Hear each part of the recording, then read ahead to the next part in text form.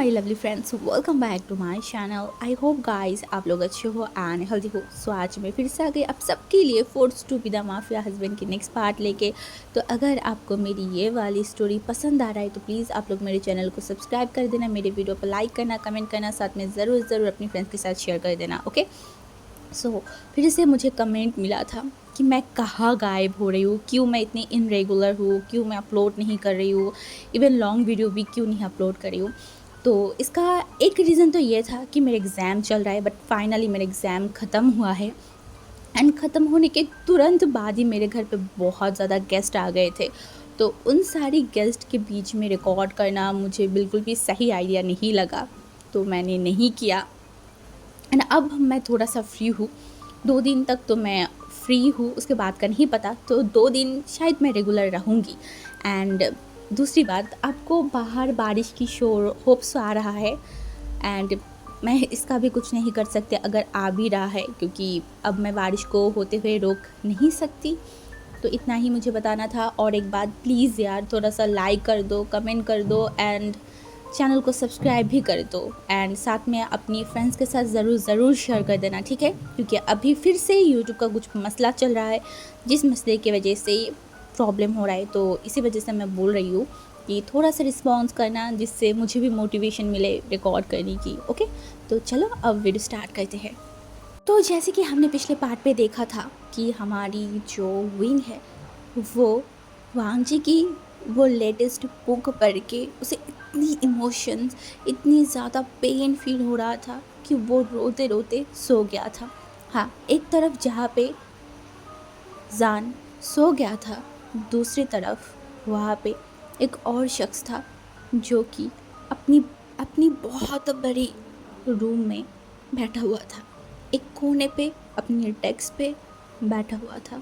हाँ, वो रूम बहुत बहुत ज़्यादा ही अलग था, बहुत ज़्यादा। उस रूम की डेकोरेशन, उस रूम की हर एक चीज़ बहुत अलग था। नॉर्मल रूम, नॉर्मल कमरे जैसा नहीं था, बिल्कुल भी नहीं। उस रूम में की हर एक दीवार में, हर एक जगह पे एक शख्स की बहुत बहुत बहुत सारी पिक्चर लगा हुआ था, बहुत सारी फ़ोटोज़ लगा हुआ था, छोटे से लेके बड़े, बहुत सारी फ़ोटोज़। हाँ, वो शख्स जिसकी फ़ोटो लगा हुआ था वो शायद उस इंसान की ज़िंदगी था। उस इंसान की ज़िंदगी वो हर जगह पे रखा हुआ था। एंड वो एक बुक्स को लेके बैठा हुआ था। एक बुक या फिर एक नोटबुक। हाँ, एक नोटबुक जो कि बहुत पहले का था, शायद 5 साल पहले। ये बुक शायद किसी और का है। किसका? वेवोशियन का। हाँ, वेवोशियन का वही बुक, वही बुक, वही वही डायरी जो वो लिखा करता था जब से वो वांगजी से शादी किया था। उसके बाद से वो जब से उस बुक को लिखता था, हाँ, उसके बाद तो वो बुक आगे नहीं बढ़ पाया, अधूरा रह गया था। बट वो शख्स उसी अधूरे डायरी को पूरी करने की शायद जिम्मेदारी लिया था। हाँ, शायद ऑल टाइम वो उस डायरी में उस इंसान को बताता था कि वो उसे कितना चाहता है, वो वो क्या फ़ील करता है। उसे लगता था कि अगर इस डायरी में वो अपने दिल की बातें लिखेगा तो शायद विंग इन सारी बातों को समझ पाए, विंग समझ पाए कि रान वांग जी उसे कितना चाहता है, कितनी गहरी तरीके से, कितनी पेनफुली, कितनी ज़्यादा तड़पता हुआ उसे चाहता है। हाँ, शायद वो यही समझता है, इसीलिए तो हर रोज़, हर रात को वो उस डायरी में कुछ ना कुछ लिखता है, कुछ भी अपनी दिल की बातें वो लिखता है। जैसे कि आज वो लिख रहा था। हाँ, वो लिख रहा था फिर से उसी डायरी में, तुम्हें प्यार करके मुझे समझ आया है, इंसान चाहे तो जीत सकता है ऊंची पहाड़ों की वो चढ़ाई, इंसान चाहे तो डिस्ट्रॉय कर सकता है पूरे वर्ल्ड को एक पल में। वही इंसान चाहे तो उसी डिस्ट्रॉय करे हुए दुनिया को सुधर सकता है। अगर इंसान चाहे तो सब कुछ कर सकता है। देन देन क्यों मरे हुए इंसान को जिंदा नहीं कर सकता? उसे उसे क्यों दोबारा अपने पास नहीं ला सकता? क्यों? अगर इंसान के हाथों में इतनी सारी पावर है, इतनी सारी चीज़ें कर सकता है, देन ये पावर गॉड क्यों गॉड ने अपने हाथों में लिया है? क्यों ये पावर को वो लोगों के हाथों में नहीं दिया? क्यों नहीं दिया? क्यों? अगर अगर वो पावर इंसानों के हाथों में देता तो शायद ये अकेलापन, ये जुदाई से जुड़ी हुई हर एक पेन कभी कभी किसी इंसान को दर्द नहीं फील करवाता, कभी किसी इंसान को मरता हुआ फील नहीं करवाता, कभी नहीं, कभी नहीं। ये कैसी ज़िंदगी है? मन चाहने के बाद भी मैं तुम्हें छू नहीं सकती, मैं तुम्हें देख नहीं सकती, तुम्हें एहसास नहीं कर सकती। थोड़े से पल के लिए भी मैं बात नहीं कर पाती, बात नहीं कर सकती। फिर भी तुम हो मेरी हर एक सांसों में, तुम हो मेरी हर एक रोम रोम में, तुम हो मेरे मन के अंदर, तुम हो मेरी सपनों में, तुम जिंदा हो। चाहे गॉड ने तुम्हें उसे छीन लिया है, फिर भी तुम हो मेरी एहसासों में, तुम हो विंग, तुम हो। आज बहुत बहुत जानने की चाह रखता हूँ मैं कि मैं कितना प्यार करूँ, कितना तुम्हें चाहूँ, जिसके बदले में तुम मुझे मिलो। क्यों नहीं मिल रहे हो मुझे तुम? क्यों? तुम जाने के बाद बहुत सारे लोगों ने मुझे बोला था मैं धीरे धीरे तुम्हें भूल जाऊंगी, हाँ तुम्हें भूल जाऊंगी मैं। बट देखो धीरे धीरे 5 साल गुजर गया है। इन 5 सालों में तुम्हें भूलनी तो दूर की बात, तुम्हारे लिए मेरी प्यार और भी करोड़ों गुण बढ़ चुका है, इतनी बढ़ चुका है कि अगर मैं तुम्हें भूलने की कोशिश करूँ ना तो मैं शायद अपने आप को भूल जाऊँगा, मैं अपने आप को भूल जाऊँगी। हुई लोग क्यों बोलते हैं कि मैं तुम्हें भूल जाऊँगी? मैं तुम्हें भूल नहीं पा रही हूँ, मैं कुछ नहीं कर पा रही हूँ हुई, कुछ नहीं। शायद वो लोगों को पता ही नहीं है कि तुम मेरे रूह के साथ जुड़ गए हो, और रूह के साथ जुड़ी हुई चीज़ों को तब तक भूला नहीं जा सकता जब तक उस इंसान की डेथ ना हो जाए। हाँ, मैं तब तक तुम्हें भूल नहीं सकती जब तक मैं मर नहीं जाती। शायद मैं मरने के बाद भी तुम्हें ना भूल पाऊँ, कभी नहीं तुम्हें भूल जाऊँ, ये सोचते ही मुझे डर लगता है। अगर मैं तुम्हें भूल गई बाई चांस, तब मेरी ज़िंदगी ही छूट हो जाएगा, मेरी ज़िंदगी जीना ही बर्बाद हो जाएगा। मैं तुम्हें भूल नहीं सकती, कभी नहीं। तुम्हारे साथ जुड़ी हुई हर एक पल, हर एक लम्हा, चाहे वो बुरा हो चाहे वो अच्छा हो, मेरे दिल में बस गया है। अब दिल में बसी हुई चीज़ों को कैसे भूल जाऊँ? कैसे भूलूँ मैं नहीं भूल पा रही हूँ। मैं डेस्परेटली मैं चाहती हूँ मैं तुम्हें भूल जाऊँ। हाँ, मैं तुम्हें भूलना चाहती हूँ, मैं तुम्हें भूलना चाहती हूँ, मैं तुम्हें भूल जाना चाहती हूँ। तुम्हारे साथ करे हुई हर एक टॉर्चर, हर एक पेनफुल बातें, हर एक तकलीफ जो मैंने अपनी हाथों से तुम्हें दिया है, जो तुम्हें मैंने चोट पहुंचाई है, वो सब कुछ मैं भूल जाना चाहती हूँ। मैं भूल जाना चाहती हूँ, पर देखो ना, मैं तुम्हें ना तुम्हारे साथ हुई गई वो सारी टॉर्चर, मैं कुछ नहीं भूल पा रही हूँ। ऐसे जिया नहीं जाना है मुझे। मैं रोज़ रोज़ घुट घुट के मर रहा हूँ। तुम्हें अच्छा लग रहा है देखने में? तुम्हें बहुत अच्छा लग रहा होगा ना हुई मुझे पनिश होते हुए देख के। वो जो एक बात है ना, नेचर ऑफ रिवेंज। देखो तुमने मेरे साथ कुछ बदला नहीं लिया, तुमने तो मुझे माफ़ कर दिया। तुम्हारी इतनी बड़ी दिल है कि तुमने मुझे माफ़ कर दिया। पर ये नेचर, ये प्रकृति मुझे माफ़ नहीं किया। मुझे मुझे मुझे माफ़ नहीं कर पाया। इसीलिए तो मुझे तड़पने के लिए, मुझे मुझे डिस्ट्रॉय करने के लिए इस वर्ल्ड में छोड़ के गया। मेरी मेरे हर एक गंदे काम का सज़ा, मेरी हर एक चीज़ों की सज़ा मुझे मिल रहा है। मुझे मिल रहा है विंग, मुझे मिल रहा है। मैं चाहता हूँ हमारी एक लास्ट मुलाकात हो, जैसे लास्ट मुलाकात होता है एक मरे हुए बॉडी को उसकी रिलेटिव के साथ, वैसा ही एक लास्ट मुलाकात हो तुम्हारे और मेरे। चाहे उसके बाद मैं मर क्यों ना जाऊँ, फिर भी मैं तुम्हें देखना चाहती हूँ। मैं तुम्हें एक बार माफ़ी मांगना चाहती हूँ।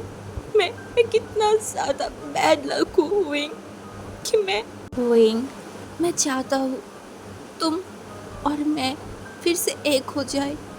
मुझे पता है इस दुनिया में ये पॉसिबल नहीं है, बट मैं अपनी ड्रीम में ये तो पॉसिबल है ना। इसीलिए मैं हर एक ड्रीम में, मेरी हर एक इमेजिनेशन में तुम और मैं साथ है, तुम और मैं हैप्पी है हुई, बहुत हैप्पी हूँ तुम्हारे साथ में। मेरी ड्रीम में काश वो ड्रीम सच हो जाता, काश तुम मुझे फिर से मिलते, काश तुम्हारे और बीच में ये काश ही रह गया है हुई, सिर्फ काश। इस काश के आगे ना मैं जा पाती हूँ और ना मैं कुछ कर पाती हूँ हुई।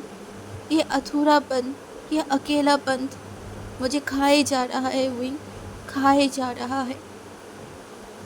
मैं क्यों इतनी बैड लक हूँ विंग, क्यों हूँ तुम्हारे साथ। मुझे बहुत सारी जगहों में जाना था विंग, बट जिस जगह पे जाना नहीं था तुम वहाँ चले गए हो और मैं वहाँ रह गई जहाँ पे मुझे तुम्हें लेके जाना था।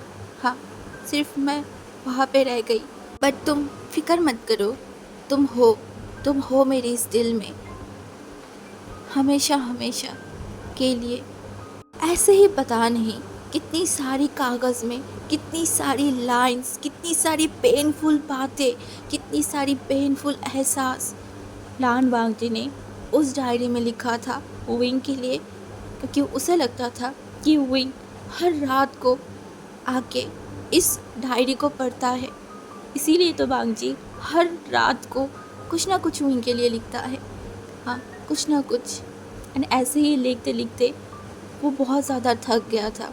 उसी टेबल में, उसी डायरी के ऊपर अपनी सर को रखा एंड बोला, विंग तुम जब यहाँ पे आओगे ना इस डायरी को पढ़ने, प्लीज़ मेरी सर पे हाथ रखना, मेरे सर को थोड़ा सा रफ कर देना, मेरी बालों को, मुझे किस करना, फिर जाना, ठीक है। ये बोलकर अपनी आंखों को बंद कर लिया था। उसकी आंखों से कंटिन्यूसली आंसू गिर रहा था। हाँ, बहुत आंसू गिर रहा था। एंड वो एक छोटा सा स्माइल किया, ये सोचते हुए कि विंग आके उसे प्यार करेगा। हाँ, प्यार करेगा। ऐसे ही देखते देखते वो सो गया था, एक गहरी नींद में वो सो गया था। ऐसे ही देखते देखते नेक्स्ट डे हो गया था। हाँ, नेक्स्ट डे हो गया था। ये नेक्स्ट डे दो शख्स, एक था नी जान एंड दूसरा था लान वांगजी। दोनों के लिए शायद बहुत अलग था।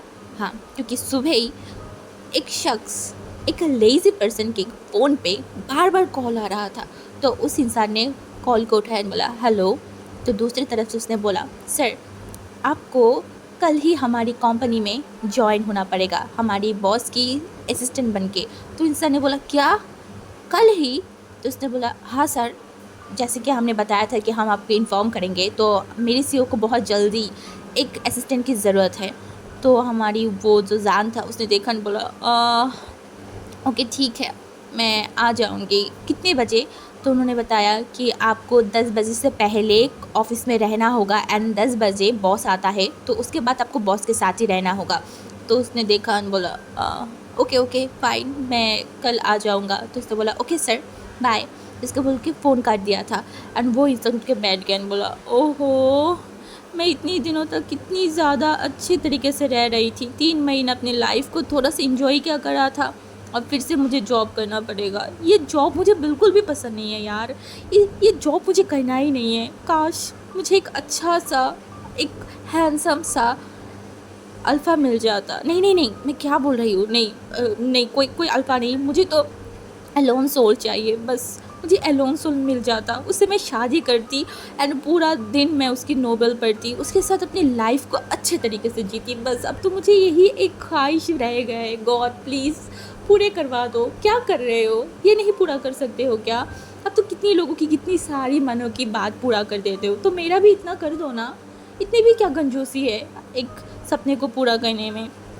ऐसे ही हुआ, अपनी बातों को बोलते बोलते तभी उसकी नज़र गया उसी कल रात की बुक के ऊपर, एंड वो उस बुक की तरफ देखा एंड बोला, यू, तुम हमेशा मुझे इतनी क्यों रुलाते हो, मुझे बताओ। हाँ, तुम जानबूझ के ऐसा करते हो ना। तुम मुझे रोते हुए देखना चाहते हो, तुम भी रोते हो, साथ में मुझे भी रुलाते हो। अलोन सोल, ये बिल्कुल भी सही बात नहीं है, तुम्हें ऐसा नहीं करना चाहिए, समझ में आई? एंड नेक्स्ट टाइम कुछ अच्छा बुक लिखना, बहुत प्यारा सा, बहुत क्यूट सा, ठीक है, जिसको पढ़ के मैं बहुत खुश हो जाऊँ। एंड वैसे भी पता नहीं, तुम तुम्हारी नेक्स्ट बुक का अपलोड मतलब पब्लिश करो, तब तक मुझे वेट करना पड़ेगा। तुम मुझे इतनी वेट क्यों करवाते हो यार, मुझे समझ नहीं आता। जल्दी जल्दी बुक पब्लिश नहीं कर सकते? हाँ, तुम अगर एक बार मुझे मिल जाओ ना, मैं तुम्हें इतनी सारी बातें सुनाऊंगी, मुझे इतना ज़्यादा परेशान करने के लिए, देखना। ये बोलने के बाद वो उठ गया था, एंड उसके बाद वो मतलब अपनी खाना बना रहा था एंड साथ में अपने घर को थोड़ा सा क्लीन करा था, बट वो अभी तक अपनी फ़ोन को चालू नहीं किया था, डर के मारे उसके भाई के, क्योंकि उसे डर लग रहा था वो फ़ोन ओपन करेगा एंड अगर मतलब सिम ओपन करेगा, और अगर उसका भाई ने कॉल किया तो उसके बाद उसका कुटाई होना तो मतलब 200% श्योर है। तो उसे कुटाई नहीं खाना था, इसलिए वो फ़ोन को ओपन नहीं किया। बट वो मन में कहीं ना कहीं खुश था कि चलो उसे जॉब मिल गया है। हाँ, उसे जो करना था वो कर रहा है। वो एक फ्री बर्ड की तरह अपनी लाइफ को जी रहा है। इससे ज़्यादा उसे क्या चाहिए? और कुछ नहीं चाहिए। हाँ, शायद और कुछ नहीं चाहिए। एंड दूसरी तरफ और एक शख्स भी उठ गया था, अच्छे से तैयार हुआ एंड उसके रूम से वो बाहर आया। हाँ, जब वो अपनी रूम से बाहर आया ना, वो खुद अपनी हाथों से उस रूम पे लॉक लगाया था। हाँ, ताला मारा था अपनी हाथों से। उसे बिल्कुल भी पसंद नहीं था, बिल्कुल भी नहीं, कि कोई उसके रूम में जाए, कोई भी जाए उसे पसंद नहीं था। वो खुद अपने रूम को क्लीन करता था, वो खुद अपनी रूम की हर एक चीज़ को सफाई करता था, बट उसे बिल्कुल पसंद नहीं था कोई उसके रूम में जाए, कोई उसके रूम को टच करे, उसे बिल्कुल नहीं पसंद था। इसके बाद वो सीधा चला गया अपनी ऑफ़िस के लिए। हाँ, वो अपने ऑफ़िस के लिए चला गया था एंड वहाँ पे जाने के बाद उसे पता चला उसकी न्यू असिस्टेंट के बारे में, जिसका नाम था नीज़ान। तो उसे ज़्यादा कोई फ़र्क नहीं पड़ा कि कौन है नीज़ान, क्या है, उसे देखना भी नहीं था। बस उसे बताया गया उसकी बैकग्राउंड के बारे में, उसकी अच्छी मार्क के बारे में। तो वो सुना और बोला ओके ठीक है।